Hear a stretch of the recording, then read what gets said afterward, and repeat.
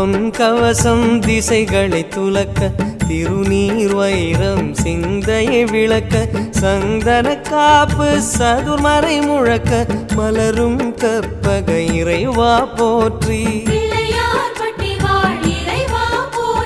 கலியுகம் காக்கும் கணபதி நாதா வலம்புரி நாதா அபயம் அபயம் அபயம் அருளும் இறைவா போற்றி